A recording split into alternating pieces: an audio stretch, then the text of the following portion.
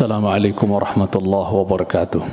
إن الحمد لله نحمده ونستعينه ونستغفره ونعوذ بالله من شرور أنفسنا ومن سيئات أعمالنا. من يهده الله فلا مضل له ومن يضلل فلا هادي له وأشهد أن لا إله إلا الله وحده لا شريك له وأشهد أن محمدا عبده ورسوله لا نبي بعده. قال الله عز وجل: يا أيها الذين آمنوا اتقوا الله حق تقاته ولا تموتن إلا وأنتم مسلمون. وقال: يا أيها الناس اتقوا ربكم الذي خلقكم من نفس واحدة وخلق منها زوجها وبث منهما رجالا كثيرا ونساء واتقوا الله الذي تساءلون به والأرحام إن الله كان عليكم رقيبا. وقال: يا أيها الذين آمنوا اتقوا الله وقولوا قولا سديدا يصلح لكم أعمالكم ويغفر لكم ذنوبكم ومن يطع الله ورسوله فقد فاز فوزا عظيما. أما بعد فإن أحسن الحديث كتاب الله وأحسن الهدي هدي محمد صلى الله عليه وسلم وشر الأمور محدثاتها فإن كل محدثة بدعة وكل بدعة ضلالة وكل ضلالة في النار. أما بعد. Sidang Idul Jum'ah yang khatib cintai karena Allah Tabaraka wa Ta'ala, kita lanjutkan insyaallah Ta'ala masih terkait tentang ilajul qulub, obat hati. Kita sedang membahas tentang obat yang sangat mujarab, yaitu obat al-ilmun nafi', ilmu yang bermanfaat. Jadi apabila kita ingin hati kita sehat, hati kita baik atau sembuh bahkan dari penyakitnya, maka jangan pernah jauh dari obat ini, yaitu al-ilmun nafi', ilmu yang bermanfaat. Kita lanjutkan apa yang diterangkan oleh penulis Syekh Abdul Hadi bin Hasan Wahbi hafizahullah ta'ala hifdhan tamman dalam kitab beliau Islahul Qulub. Beliau melanjutkan, fa amradul qulubi as'abu min amradil abdan lianna ghayata maradil badan an yufdiya bi sahibihi ila al-maut wa amma maradul qalbi fayufdi bi sahibihi ila ash-shaqa'il abadi wa amma wala shifaa'a li hadzal marad illa bil ilm. Syekh mengatakan hafizahullah ta'ala bahwa penyakit hati atau penyakit hati itu as'ab, lebih susah, lebih berat min amradil abdan bila dibandingkan dengan penyakit-penyakit badan. Sekali lagi, penyakit-penyakit hati itu lebih berat, lebih berbahaya dibandingkan penyakit-penyakit yang menimpa badan. Kenapa? Beliau katakan, li'anna ghayata maradil badan an yufdiya bi sahibihi ilal maut. Karena puncak daripada penyakit fisik, penyakit badan itu membawa dan mengantarkan penderita penyakit badan itu paling-paling puncaknya adalah ilal maut, kepada kematian. Mati udah kelar sudah. Tidak dia rasakan lagi sakit yang menyengsarakan mungkin. Selesai sudah dengan dia mati. Itu puncaknya. Adapun kata beliau, wa amma maradul qalbi, adapun penyakit hati, fayufdi bi sahibihi ila syaqa'al abadi, maka dia mengantarkan penderita penyakit hati ini, orang yang sakit hati, menderita sakit hati ini, dia akan terbawa atau diantarkan oleh penyakitnya tersebut kepada apa? Asy-syaqa'al abadi, penderitaan yang abadi yang tidak ada ujungnya. Ketika orang hatinya sakit, dengan dia mengerjakan berbagai macam bentuk penyakit-penyakit hati, dari kesyirikan, dari dosa, maksiat dan seterusnya, ini bukan hanya di dunia dia akan rasakan efeknya, tapi terus berkelanjutan sampai di akhirat kelak, waliyadzubillah. Kecuali sebelum mati dia berjuang, sebelum meninggal dia berjuang bagaimana agar hatinya yang sakit ini bisa sembuh. Dan di antara obat mujarabnya adalah al-ilmun nafi', sekali lagi, yaitu ilmu yang bermanfaat. Kemudian Syekh mengatakan, wala shifaa'a li hadzal marad illa bil ilm. Beliau tegaskan di sini bahwa tidak ada obat bagi sakit yang seperti ini ya, melainkan dengan al-ilmu, yaitu dengan ilmu. Oleh sebab itu Al-Imam Ibnul Qayyim rahimahullahu taala pernah menyebutkan sidang Idul Jumat yang khatib cintai, bahwa beliau pernah berkata, qala ba'dul arifin, telah berkata sebagian orang-orang yang arif, orang-orang yang bijak. Adapun ucapan yang tadi khatib bawakan itu dinukil oleh Syekh dari kitab Ibnul Qayyim juga dalam kitab Miftah Daris Sa'adah. Dalam kitab beliau Miftah Daris Sa'adah.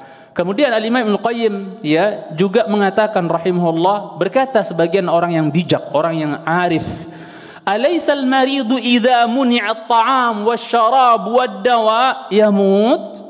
Sebagian orang bijak nanya entah kepada muridnya, ya mungkin ini orang alim, kemudian nanya kepada muridnya, bukankah orang yang sedang sakit kalau dia dicegah, dihalang-halangi, nggak dikasih makan, nggak dikasih minum, nggak dikasih obat, yamut, bukankah dia akan mati orang yang sakit itu?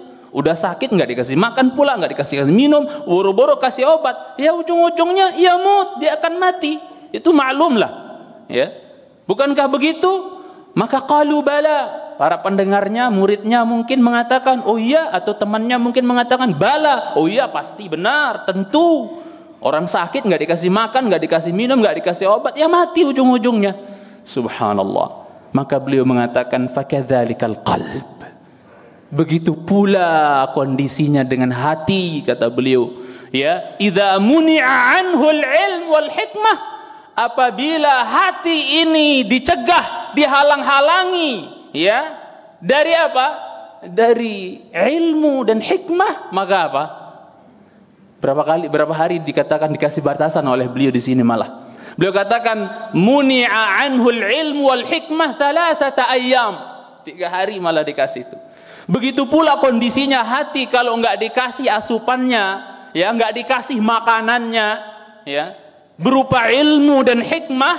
Sekali lagi khatib ulangi, bahwasanya apabila hati, ya, dicegah, dihalang-halangi dari ilmu dan hikmah, enggak dikasih asupan hati berupa ilmu dan hikmah, 3 hari saja, enggak banyak, 3 hari saja, 3 ayyam, 3 hari saja enggak dikasih asupan ilmu ini hati, yamut. Awas, hati-hati, bisa mati itu hati. Kelihatannya doang jasadnya jalan di jalan, bahkan dia mungkin olahraga, bahkan dia kencang kelihatannya, tapi hakikatnya mati. Ini nasihat orang-orang alim, orang-orang baik, orang-orang soleh terdahulu. Sidang Idul Jumat khatib cintai, khatib hanya menyampaikan nafas mereka. Ini nasihat berharga. Hati kalau dicegah dari ilmu dan hikmah 3 hari saja, hati-hati, yamut, bisa mati itu hati. Dari sini kita menarik satu ungkapan berharga, bahwasanya al-ilmu ta'amul qalb. Al-ilmu ta'amul qalb. Tulis tuh di pintu kita, di tembok rumah kita, biar kita termotivasi untuk selalu datang mencari ilmu, agar hati kita sehat, agar hati kita sembuh, agar hati kita baik. Sidang Idul Jumat yang khatib cintai karena Allah Azza wa Jalla. Tulis itu, ya, bahkan jadikan status itu.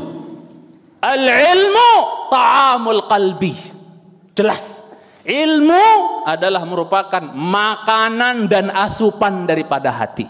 Nggak dikasih asupannya, nggak dikasih makanannya, waduh, 3 hari saja kita nggak ngaji, nggak duduk di majelis ilmu, nggak belajar, ya, nggak baca kitab, nggak baca buku yang bermanfaat dan seterusnya, habis waktu kita baca, ya, postingan ini, FB ini, WA itu, habis semuanya, ya, nggak ada yang berbau ilmu dan seterusnya. Awas, takutnya hati kita dari hari ke hari semakin sakit. Nanti kalau udah kelamaan nggak dikasih asupannya, nggak dikasih obatnya, takutnya semakin parah, berujung kepada matinya hati kita, jemaah. Makanya orang kalau jarang duduk di majelis ilmu, ya, sangat dikhawatirkan dia termasuk orang yang apa? Ya, dikhawatirkan hatinya mati. Sehingga orang kalau hatinya mati, mau dinasehatin, mau diceramahin pakai sejuta ustadz ibaratnya, susah dia untuk menerima, karena udah terlanjur mati ya hatinya. Mudah-mudahan kita segera ngeh sebelum hati kita mati. Mari kita cari obat untuk hati kita. Sidang Idul Jumat berupa ilmu yang bermanfaat. Kemudian di sisi lain, sidang Idul Jumat yang khatib cintai, bahwasanya badan kita mulai dari badan dulu. Badan kita ini, jasad kita, fisik kita ini, bukankah dia butuh kepada olahraga? Kita kalau badan kita ini dia mecut di rumah, nggak ada kerjaan, nggak ada olahraga, nggak ada gerak, mbok jalan kayak apa gitu, ya, apalagi habis makan, sebagian orang kebiasaannya mager kata orang, ya, subhanallah. Yang kalau nasihat Ibnu Qayyim rahimahullah, beliau pernah mengatakan fima ma'na, bahwa kalau saya mampu untuk berjalan sekian farsakh setelah makan, saya akan lakukan rutin. Saking nggak bagusnya kalau habis makan kita mager. Kalau bisa gerak dulu dan seterusnya. Ya, takutnya jadi penyakit, ngendep dan seterusnya, nggak ada gerak dan seterusnya. Itu para ulama kita sudah luar biasa. Ibnu Qayyim udah paham itu. Makanya Ibnu Qayyim ini tabib luar biasa nih, dokter luar biasa, profesornya dokter sudah itu. Ibnu Qayyim rahimahullah taala. Kalau saya mampu habis tiap selesai makan itu untuk berjalan sekian farsakh, saya akan apa? Saya akan berjalan. Karena nggak bagus memang.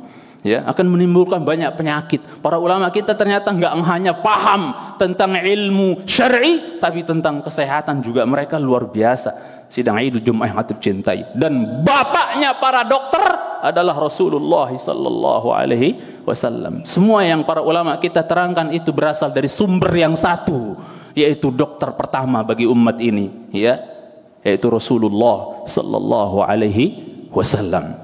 Kemudian yang ngajarin kustul hindi dan seterusnya itu siapa tuh? Kalau bukan Nabi kita. Obat ini, obat itu, habbatus sauda, jinten hitam dan seterusnya. Siapa yang ngasih tahu itu? Ya, ilmunya ada Rasulullah sallallahu alaihi wasallam. Ya. Kemudian sidang Idul Jumat sekali lagi, badan kita ini butuh riyadhah, butuh gerak, butuh olahraga. Ya, mesti usahakan walaupun ringan dan seterusnya ada gerak.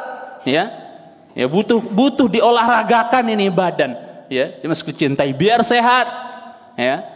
Akan tetapi ingat satu hal sidang Idul Jumat yang hati cintai, karena Allah tabaraka wa taala, bahwasanya hati kita juga butuh riyadhah. Hati kita butuh riyadhah. Dan jangan bikin riyadhah yang enggak jelas, yang berbau-bau syirik, ya. Jangan sampai bikin riyadhah yang menyimpang dari akidah Ahlussunnah wal Jamaah. Banyak tuh riyadhah yang udah kayak orang ilmu apa itu, dorong orang dari jauh sudah jatuh, apa itu? Subhanallah, nggak ada Rasul, para sahabat, orang-orang saleh terdahulu punya ilmu-ilmu kayak gitu. Biasanya bantuan syaitan, biasanya ada khodamnya, biasanya itu. Hati-hati sidang Idul Jumat. Ini khatib sampaikan karena kita sayang terhadap kaum muslimin, kita cinta terhadap kaum muslimin. Yang berbau-bau syirik itu udah tinggalin saja. Yang berbau-bau ya kelena-keleni, jimat-jimat dan seterusnya, mantra-mantra yang nggak jelas bahasanya itu, marilah kita belajar pelan-pelan tinggalkan. Tinggalkan sidang Idul Jumat. Bahkan kalau yang haram malah nggak ada istilah pelan-pelan, tinggalkan total. Yang mencintai karena Allah Subhanahu wa taala. Jadi sebagaimana jasad kita butuh olahraga, hati juga kita butuh olahraga. Akal kita ini butuh digerakkan, butuh dipakai, digerakkan, difungsikan. Hati kita ini butuh olahraga juga sidang Idul Jumat. Maka insyaallah semua kita sepakat, olahraga terbaik buat hati dan akal kita tiada lain tiada bukan kecuali apa? Ilmu. Hati ini butuh olahraga. Olahraga terbaik bagi hati dan akal kita adalah apa? Ilmu. Duduk di majelis ilmu, menuntut ilmu, ngaji. Sidang Idul Jumat yang khatib cintai karena Allah tabaraka taala. Bahkan khatib tegaskan di sini bahwasanya kebutuhan kita terhadap olahraga hati itu lebih jauh dibandingkan butuh kita terhadap olahraga fisik, olahraga jasad. Sidang Idul Jumat yang khatib cintai karena Allah Subhanahu wa taala. Oleh sebab itu luar biasa para ulama kita itu, walaupun umurnya udah sepuh-sepuh, sudah aki-aki, udah lingsir-lingsir kalau bahasa kampung saya, saking tuanya, tapi masya Allah, akalnya, hatinya, akalnya itu waras, normal sampai wafat, sampai meninggal. Kenapa? Diolahragain terus hati dan akalnya dengan ilmu. Subhanallah, sidang Idul Jumat yang hati cintai sunat Allah. Maka jangan pernah malas dari menuntut ilmu, duduk di majelis ilmu. Jamaah sekalian cintai karena Allah tabaraka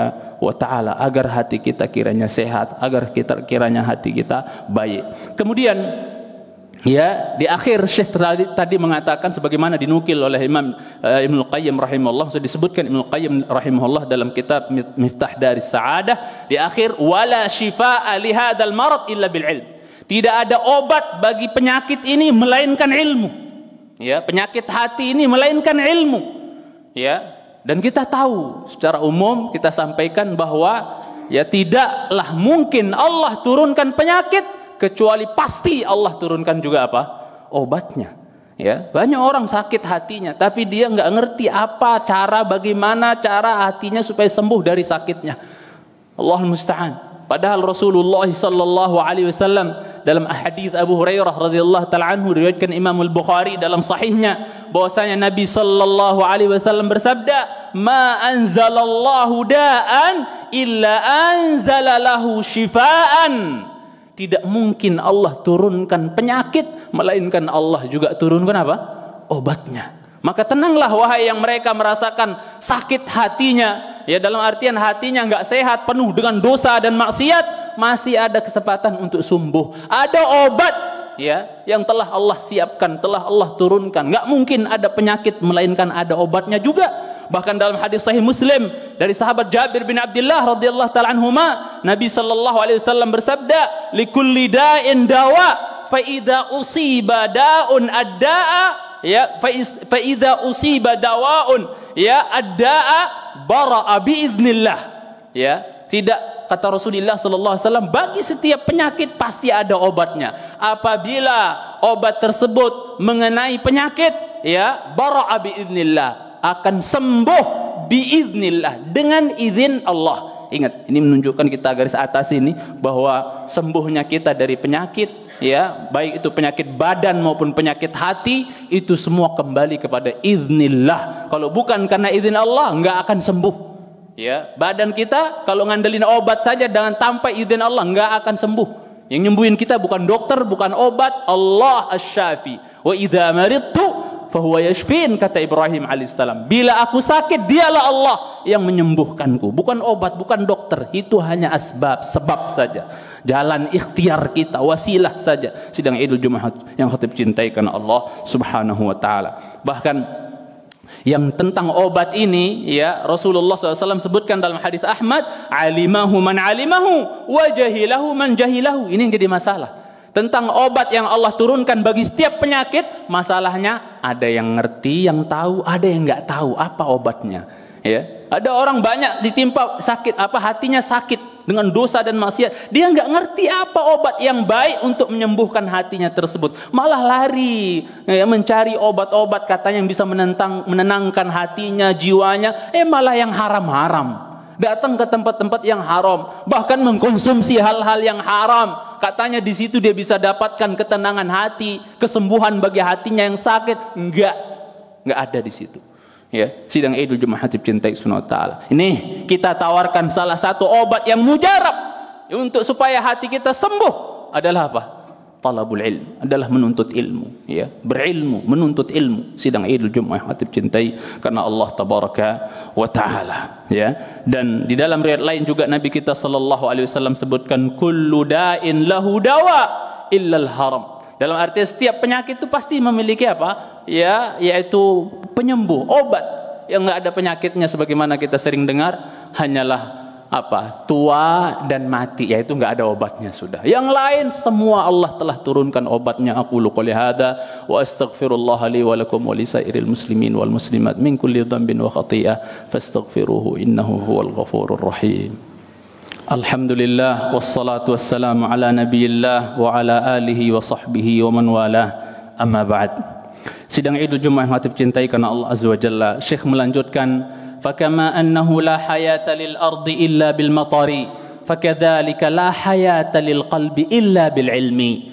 Sebagaimana tidak ada kehidupan bagi bumi ini melainkan dengan hujan. Alhamdulillah sudah kita beberapa hari ini diturunkan hujan oleh Allah Azza wa Jalla.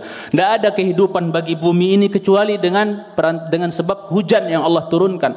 Begitu juga kiranya hati ini enggak ada kehidupan baginya, alias dia mati hati tersebut, illa bil ilm, kecuali dengan ilmu. Walihada fa innal arda innama tahtaju ila al matari fi ba'd al awqat Oleh sebab itu, sesungguhnya bumi hanya saja dia butuh kepada hujan itu fi ba'dil awqat, yaitu di sebagian waktu saja. Di sebagian musim memang bumi ini butuh kepada hujan, sidang Idul Jum'ah. Akan tetapi fa idza tataba'a 'alaiha ihtajat ila inqita'ihi, ya, apabila dia terus menerus hujan itu enggak berhenti-berhenti, ya, maka dia butuh kepada terputusnya hujan tersebut. Maksudnya apa? Ya, kalau hujan terus tiap hari sepanjang tahun, apa jadinya dunia ini? Maka dia butuh waktu di mana bumi ini tidak butuh untuk dihujankan. Ada waktunya dibutuhkan turun hujan untuk menyirami bumi ini, tapi ada saatnya juga dia tidak diturunkan hujan. Karena kalau hujan terus apa jadinya? Kita ingat di zaman Rasulullah SAW, dari Jumat sampai Jumat berikutnya nggak berhenti hujan. Apa yang terjadi di Madinah? Banjir,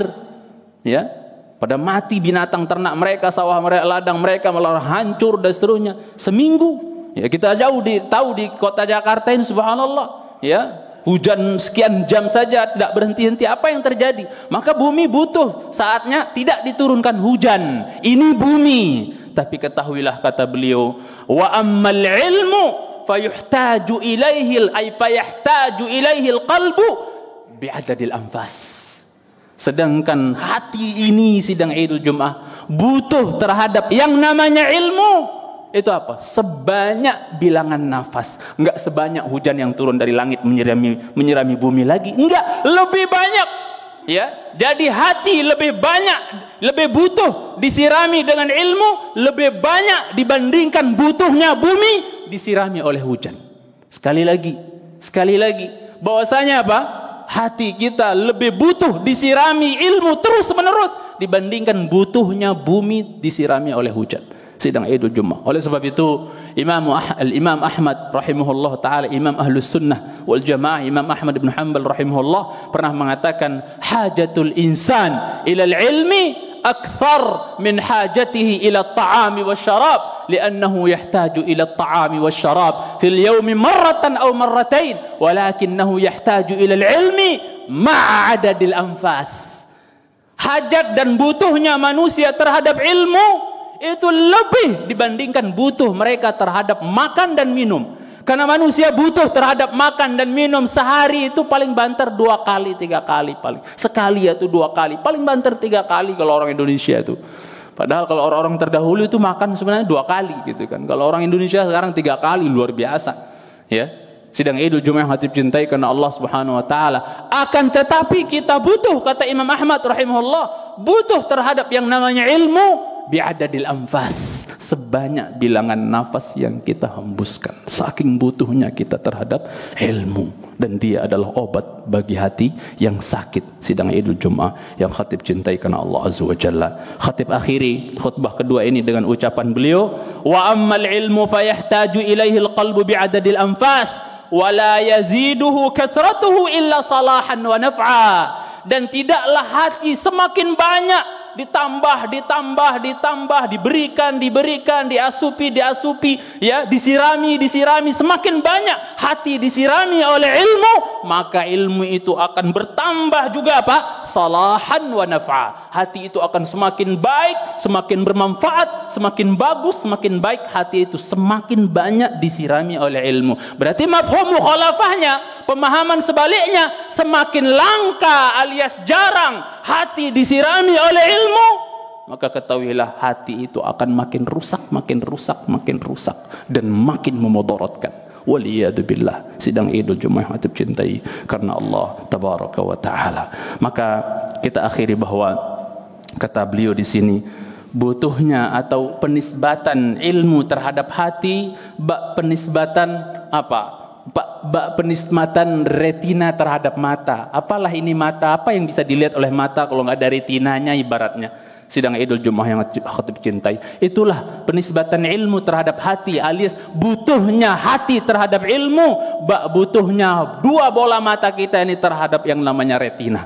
Apa jadinya mata kita? Apa kondisi kita kalau nggak ada retina ini, 2 bola mata aja masih cintai Allah Subhanahu wa taala, ya? Terus apa manfaatnya ini telinga kalau enggak ada gendang telinga yang dengan sebab itu kita bisa mendengar dan seterusnya? Sidang Idul Jum'ah hatib cintai.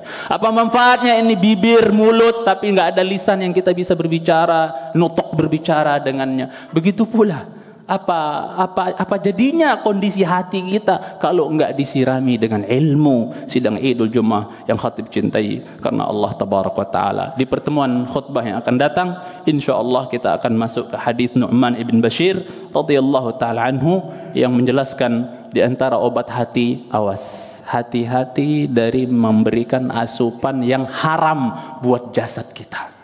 Jangan sampai masuk ke jasad kita asupan yang haram. Kasihan nanti jasad kita ini dibakar neraka kalau seandainya dikasih makan gizi dari hasil usaha yang haram.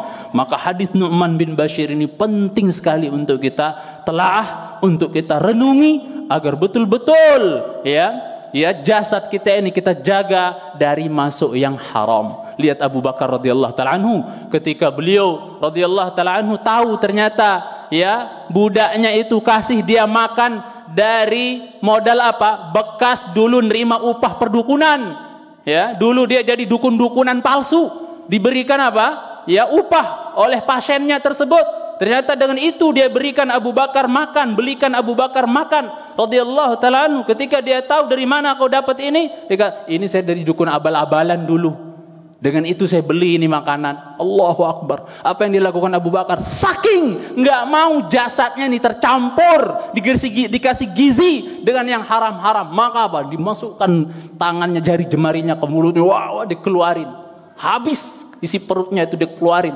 Karena dia nggak mau dalam perutnya bersemayam makanan gizi dari hasil yang haram. Kita bahas hadisnya di pertemuan yang akan datang.